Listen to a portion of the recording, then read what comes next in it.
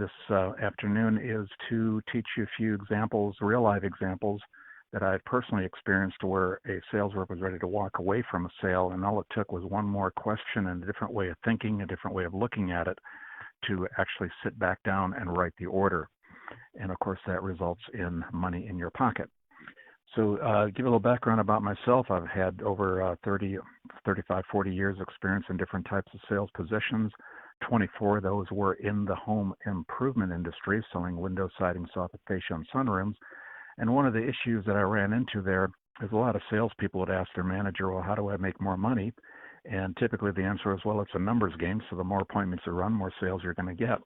Unfortunately, that wound up burning out the salespeople. They became ineffective because not only did they burn out from a physical standpoint, also emotionally, because they didn't get to spend as much time with friends and family and have time to recuperate.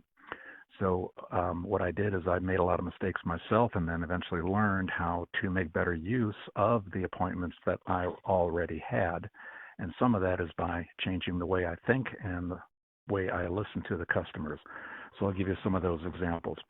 So to start off with something fun that we'll answer later in the broadcast, this is a riddle for you, and riddles kind of help open up your mind and open up your thinking to thinking different ways. So the riddle is, what two coins add up to equal 30 cents, and one of them can't be a quarter? So I'll repeat that. What two coins add up to equal 30 cents, and one of them can't be a quarter? So if you come up with that answer, you could type it into the comment section and let Ryan know that you got the answer, and then we can give the actual answer to everybody towards the end. Also recommend you take out a piece of paper, because I'm pretty sure I'm going to have a lot of tips and ideas that you're going to want to write down, what a friend of mine calls writer downers. So get yourself a piece of paper, pencil, crayon, whatever you have handy to write some things down. In fact, here's another puzzle that I'm going to give you right up front that you can work on, and that is take the words new door, N-E-W-D-O-O-R, take the two words new door, and make one word out of it. In other words, like a word scramble puzzle, where we make one word out of the letters that are in new door. And we'll also give you the answer to that later. So starting off, just to give you some ideas how the conversation in your mind can make you deaf and make you blind. And this is actually a true story. I've taken an object that weighs as much as a grand piano, and I've kept it above ground for 5 hours and 49 minutes without any fuel, no wires, no ropes or strings attached, nor any connection to the ground whatsoever. And then I, in fact, took that object and even made it go further up. And typically what people say, my gosh, that's something even David Copperfield hasn't done yet. How did you accomplish doing that? Well, this is where the lesson comes in for salespeople. Sometimes they have to listen very carefully to what the customer says. So in this example, I never said that the object itself was a grand piano. I said an object that weighs as much as a grand piano. And the object, in fact, was a glider, a sailplane, because I do have a commercial glider pilot's license, and a glider, a sailplane, weighs about as much as a grand piano. And my personal best flight was, in fact, 5 hours and 49 minutes. And I have, in fact, even climbed from my release point to my highest point over 1 mile. In fact, my personal record is 12,500 feet, which I did out in Colorado Springs, which is kind of fun. So that's just one example how people could take something they hear and create a totally different image. Now, of course, I kind of misled you because I had you imagine in your mind a grand piano, and that may have distracted from the words that you're listening to. So that's something that people need to practice to listen to the customers, and I'll give you some exact real-life examples where that happened with customers. Another true story about myself, I have jumped out of an airplane wearing a parachute, and there was an occasion where I, in fact, hit the ground, the parachute never opened, and I did survive to obviously be here to tell you the tale. And that's another one where people create a mental image of what they think the reality is, and the reality is, the question should be, where was the airplane when you jumped out? So in fact, it was during the parachute training when the airplane was on the ground, and we did not bother to pull the ripcord being on the ground. So there's another example how you may have created a different image in your own mind as to what really happened. The next item I want to talk about is some exact sales situations. This happened many years ago when I was still in the home improvement industry. I would ride with salespeople, observe them, critique them after we got out of the house. And I was watching a window salesperson. He presented a price to the customer, and the customer's response was, "Oh my gosh, that's a lot of money." And immediately the salesperson came out with a memorized paragraph that handles price objection. And after regurgitating the paragraph verbatim from another national sales trainer that I personally met, the customer's response was, "Huh?" And the whole thing came to a standstill. The customer just found it didn't make any sense what the sales rep just had said. The sales rep, unfortunately, did not have another rebuttal if the first rebuttal didn't work, and everything came to a standstill. And sitting there as an observer, I finally decided to turn to the sales rep, since he was in charge of the appointment, and ask him if it was okay if I asked the customer a question. And he said, "Sure, yeah, go ahead." So I pointed to the price that was on the table and looked at the customer and said, "You know, Tom and Mary, I totally agree with you. That is a lot of money. How did you want to take care of it? Cash, check, Visa, MasterCard, Discover, a combination, all at once, half now, and the balance upon completion? Which one of those works best for you?" Customer sat up straight and smiled and said, "Oh, now I understand. Yeah, just put the whole thing on my Discover card. I'll just pay it off right now." So when the salesperson heard that's a lot of money, the salesperson took that statement as a statement of objection instead of a statement of fact. It was just simply as factual as pointing down and saying that's the floor, that's the ceiling if you point up, and pointing at the price on the table, that's a lot of money. Yeah, it was a lot of money. It was never an objection. It was simply a statement of fact. Another sales situation that I had where I was observing another salesperson was selling sunrooms, presented the price to the customer, and the customer's response was, "Oh, that's better than we thought it was going to be. Do you mind if we go and talk in private for a moment?" So the rep and I, we offered to leave the table, and the customer said, "No, you guys stay right here. We're just going to go to the bedroom. We'll be right back." Less than 2 minutes, they came back with big smiles on their face, and they said, "We're going with you guys. We like your product. We like your company. We like you guys. We definitely like the price. Your sunroom is going on our house." Then I watched the salesperson pull out the order form, start to fill out the order form, and the customer said, "Oh, no, not yet.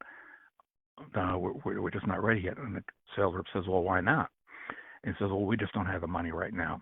So why don't you just leave your business card and brochure, and we'll let you know when we can afford to do it and we have the money to pay for this project. But we promise you, you're going to be the one." So salesperson leaves the business card and the brochure and is ready to leave the house. I turn to the rep and ask the rep, "Do you mind if I ask your customer one more question before we leave?" And he says, "Yeah, sure, go ahead. They probably don't have any money. They can't afford this." And I turned to the customer and I said, "When you said earlier that you can't afford to do this right now, what did you mean by that?" And this is almost verbatim. The customer said, "Well, it's Saturday afternoon, and I'm not going to write you a check that's going to bounce. I have to go to the bank Monday and do a transfer from my savings to my checking account so I can write you a good check." And then I said, "Well, could we save another trip and time and appointment? Just go ahead and do all the paperwork today, and I'll personally hold on to your check till like next week, Wednesday, Thursday, and call you first to make sure the transfer went through." Customer said, "Oh, you can do that?" And we sat back down and wrote the order. Why this is important that we wrote the order on both those days is because of a study that was done, oh gosh, it's been about 40 years ago. In fact, it was done by a major window company. They wanted to know who their biggest competitor was.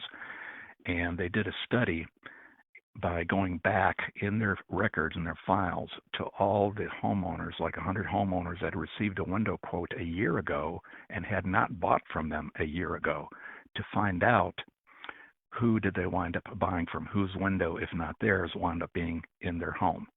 And they found that 20% of the people who had not purchased them a year earlier bought from a whole bunch of different places. 80% all bought from one place. And that one place is do nothing at all. 80% of the people that had received a quote for new windows a year earlier still had not bought windows a year later. And that's where the one-call close got started, because business owners and sales managers realized if we don't get the order on the first night on that first appointment, chances are less than 20% anybody's going to get the order. So that turned into a high-pressure situation because salespeople were never properly taught on how to present it to the customer in such a way that the customer did not perceive it as pressure. And in one of my workshops, I actually teach the actual language to be used where the customer's response is, "Yeah, I should get a discount from you if you buy tonight." what do you have in mind? So it's not pressure, it's an opportunity that they can take advantage of.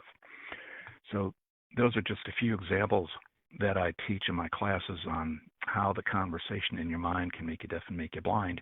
The second one that I gave you, where the customer says, "We don't have the money right now," it was really not a price objection, was just simply the money was not in the account at that particular point in time.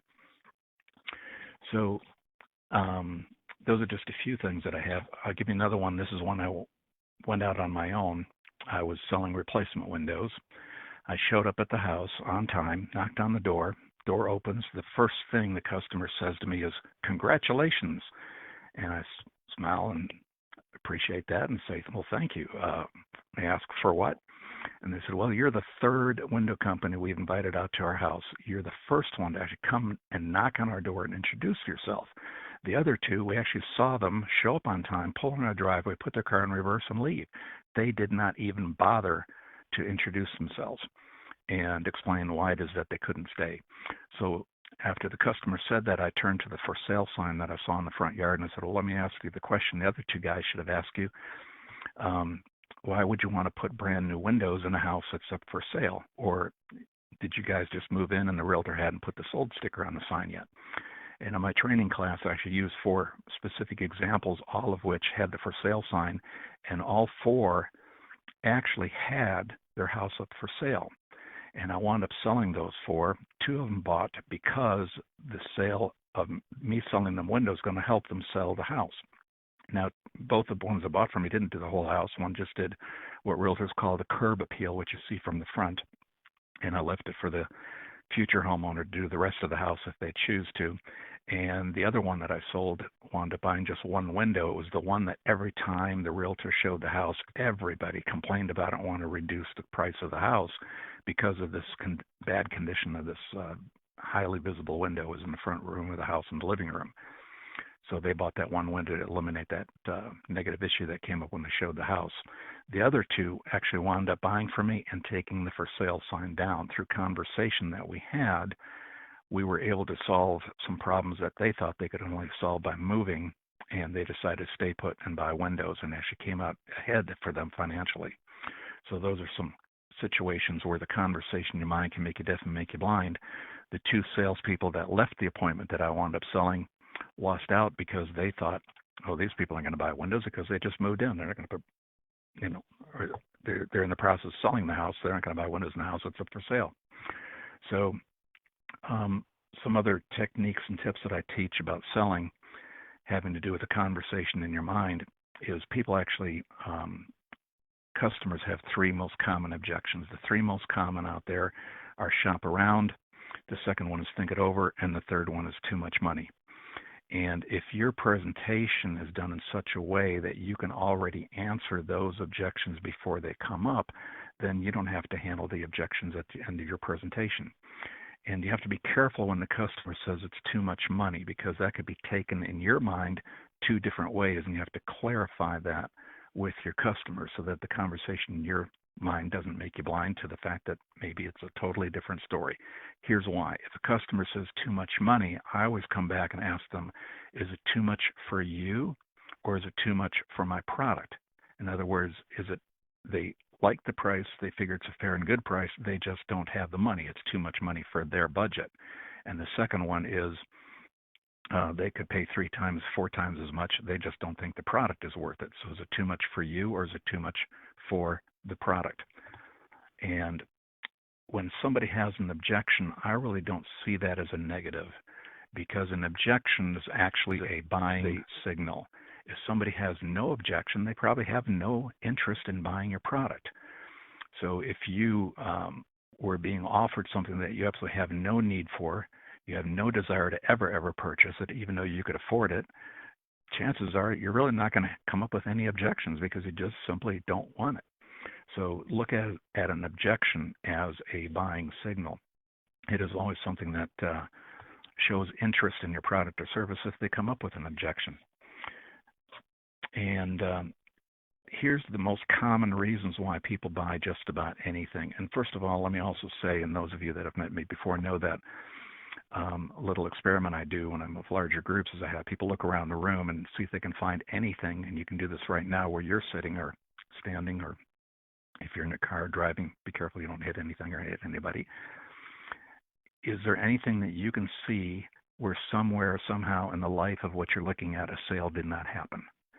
So typically people can't find anything. There's always some way, somehow, with everything that you touch and see and that you deal with, somewhere, some way, a sale had happened. So nothing happens until something gets sold. And people buy things for three major reasons. Number one is to avoid pain. The second is to gain pleasure. And the third would be a combination of both of those. And if you think back on anything that you purchased last week, last month, or last year, it doesn't matter if it's a small purchase or large purchase, ask yourself, did that purchase help me avoid pain and gain pleasure, or a combination of both? And it doesn't have to be anything really extravagant or very expensive either.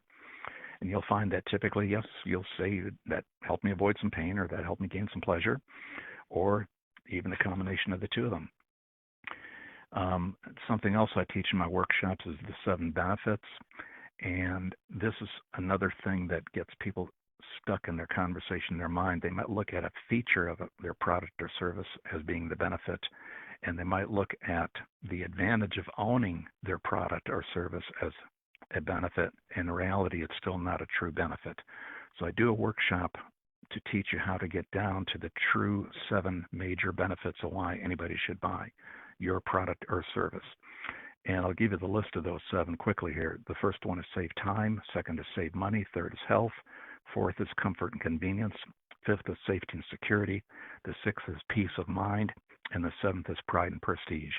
And I also do teach technique that really easily gets down to whether or not you've reached a true benefit of why somebody should get happily involved with your product or service. Something else about my philosophy of selling is don't sell people because they don't like to be sold. Everybody knows that people don't want to be sold by a salesperson. And keep in mind that you have the conversation in your mind that you want to sell these people to make a sale. But I suggest that you shift your thinking a little bit and look at selling as not something that you do to someone. Selling is something you do for someone. If you're doing it for them, you're helping them or serving them. And I like going by the philosophy that I learned from Zig Ziglar. I had the pleasure of actually meeting him in person many years ago. And that is, if you help enough other people get what they want, you will ultimately get what you want. And therefore, people don't like to be sold. People do like to buy things, so don't sell them. Get them to want to buy. Here's another little tip that I like to give to salespeople. Let me ask you all, and this is rhetorical, so you can answer on the comment section if you like, or just answer in your own mind. Back in elementary school, or back in high school, or back in college, if you got an X on your paper, what did that X typically represent? And most people will answer, well, that means wrong. So why on earth, when salespeople have customers sign an order form, put an X or have an X printed on the signature line? Subconsciously, the conversation in that client's mind may in fact be, because of this recording that they had way back in elementary school and high school and college, that there's something wrong with what they're looking at because of the X that's big and bold right there where they're supposed to put their signature and commit to ordering your product or service. So I suggest that you don't put an X there. And also you don't use the word sign or signature. I use other words such as, I need your permission to get started, I need your autograph, I need your go-ahead right next to here's the key, the check mark. Don't use an X, use a check mark. Because if you ever put a check mark next to something, usually that's a positive thing. Check, check, good, good, done, done. Use a check. It's kind of neutral, like Switzerland. So put a check instead of an X mark. See if you can get into that habit. You never know when the X may have caused a hesitation or a negative thought in the customer's mind, whereas the check mark usually be real safe with that. So that's a free tip. And anytime I mention that to salespeople, usually I get the response, wow, I never thought of it that way. And yeah, subconsciously it may show up as a negative if there's an X, and be totally neutral and positive if you use the check mark. So those are just a few things that I like to do. I do a more complete presentation in my live workshops for a number of different topics, including the one we're talking about right now, where we get into more detail with a lot of visuals that we can't do through telephone right now. unfortunately, I couldn't give Ryan a PowerPoint because my server and modem and router went out a couple of days ago, and I'm in the process of getting a new one installed. So we're just doing this as a presentation, and I believe Ryan has just my happy face on the screen for people to look at. So what I'm open to doing right now is letting Ryan get back on the line to see if there's any people that had any questions or comments. And I know he's going to ask me how to get in touch with me. So one of the best ways is just go right to my website, which is thinksales101, and it's the numerals 101.com, thinksales101.com. Or you can also call me directly. I'm open to giving people free complimentary telephone consultations to see if we're a match to do business with each other. I work with people one-to-one.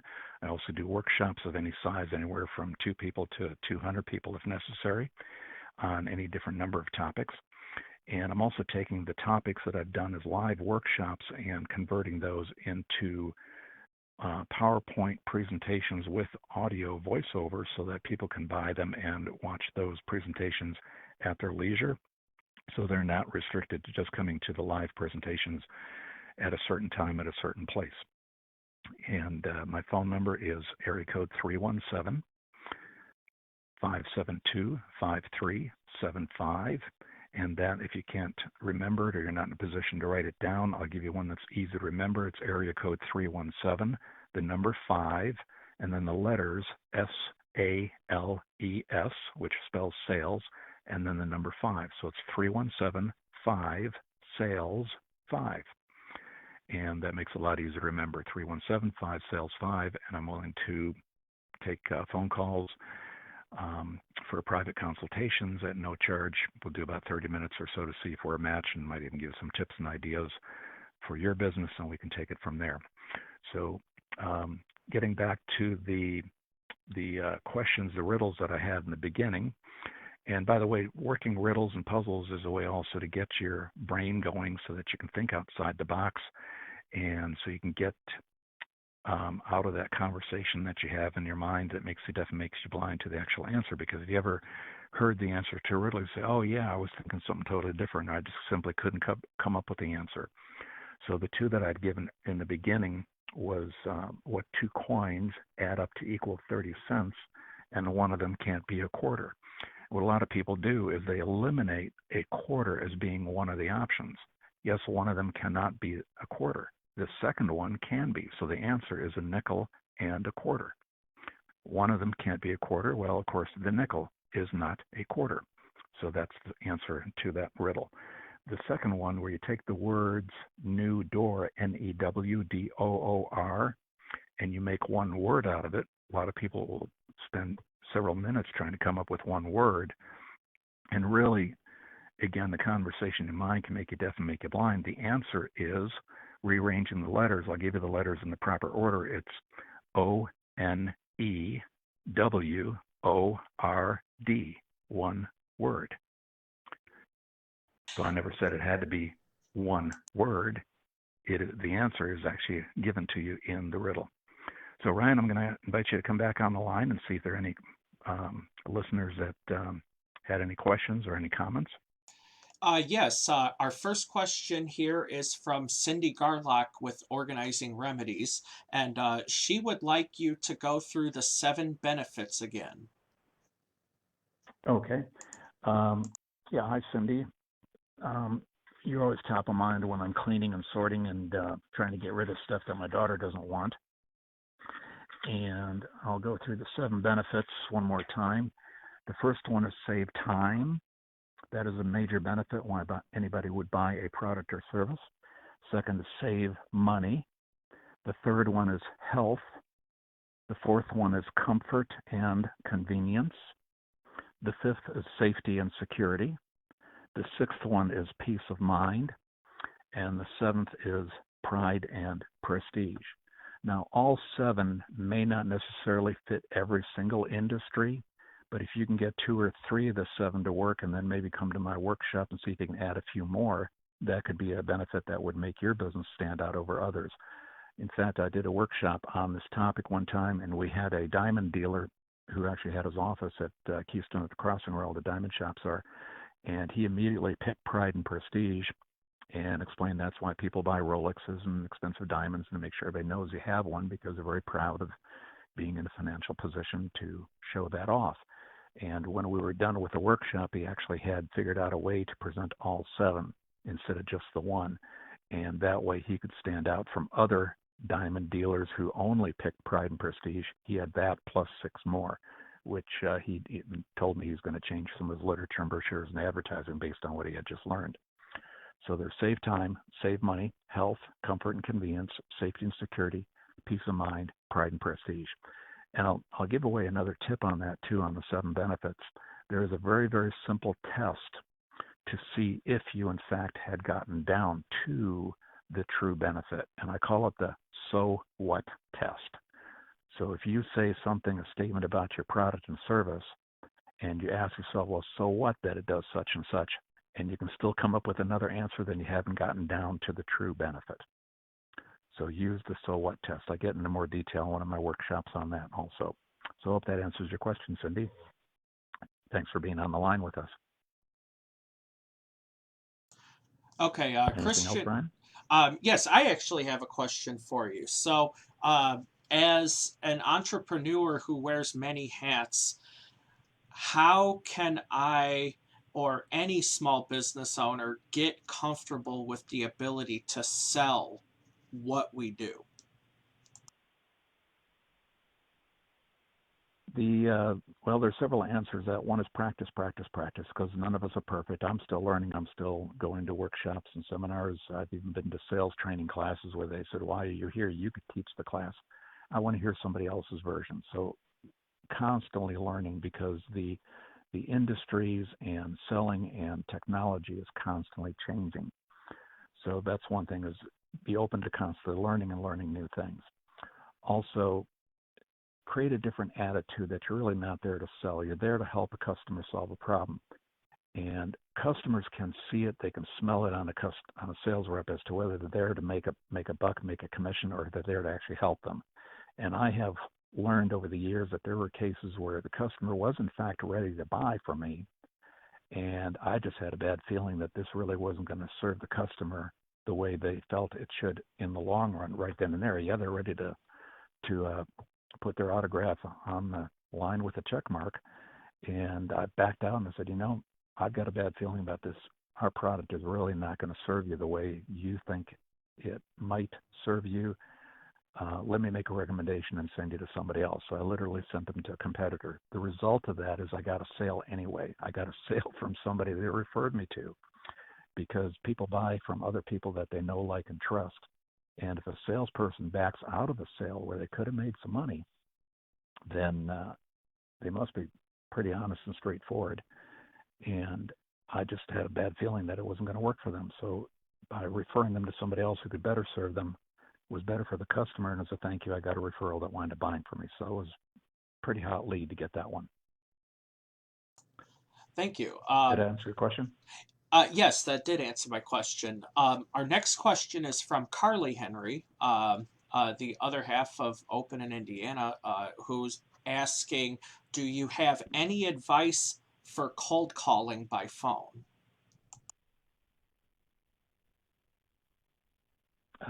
Pretty much the same answer. Don't cold call to get a sale.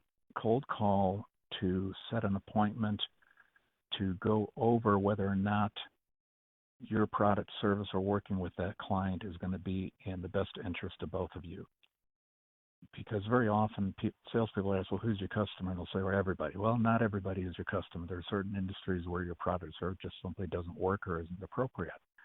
So it needs to become a personal relationship that you have with a client. So they're not just buying your product, they're also buying you, because that's the one thing that you have that nobody else within your own company, nor nobody else within all your competitors has, and that is you personally, because they're not just buying your product or service.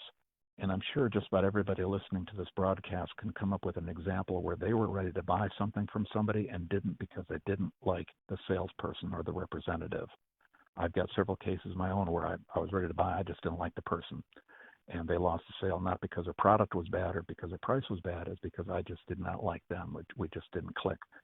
So even on a cold call, calling somebody on the phone, you want to be polite, courteous, get permission to have conversation with them, give them the option of setting it for another time in case the timing was not right. There are certain industries, and there's actually things on the internet you can look up as to when is the best time to call certain people in certain industries. For example, restaurant managers, you don't want to call them at their peak restaurant times. They're too busy to take a phone call. So there's other times that are much better where they're more open to listen to what you have to say. So treat the customer not as a person that you can sell, treat them as somebody that you have something where you can help them, where you can make a difference in their business or in their lives. Did that answer your question, or do you want more detail? Great. We have answered all of the questions from our viewers today. So I'd like to thank you, Christian, for being our presenter today. And why don't you tell our viewers one last time how they could get in touch with you if they'd like to learn more, and if you have any special offers for our viewers. Yes, thank you, Ryan, and thank you for hosting this program for me to present some of my topics to our listeners. And if anybody has any questions after this broadcast is over, because I'm sure it'll be archived and people can watch it later too, feel welcome to contact me either by telephone or through my website or email. And the way to reach me is through my website, which is thinksales101.com, thinksales101.com. You can also call me at my phone number, area code 317-5-SALES-5, which translates in the numerals 572-5375. That's 572-5375, or 5 and the letters SALES and the number 5-SALES-5. And all my programs, whether we work one-to-one or if it's a workshop or seminar class, anything where there's money involved, because I want all my clients to make sure they get their money's worth, I offer what's called, or I call it, my monkey back guarantee. And yes, it's monkey back, not money back, because the monkey is on my back to make sure that you get your money's worth. Otherwise, I do owe you a refund.